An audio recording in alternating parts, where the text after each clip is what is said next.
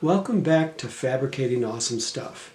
When you're building an airplane from scratch, there's quite a bit of fabrication that needs to be done. But don't let this intimidate you. There are straightforward procedures that can be learned and followed, and you can definitely do it yourself. In today's episode, I'm going to show you how I fabricated all the wing ribs from scratch from rolls of aluminum using forming blocks that I cut and shaped out of medium density fiberboard, or MDF as it's called.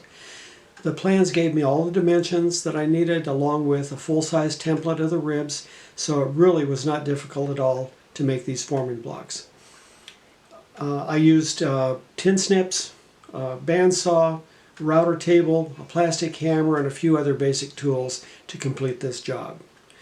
Let me know in the comments if you have any questions or if there are any additional details you'd like to see. And please remember to like and subscribe to my channel so you don't miss any of these updates.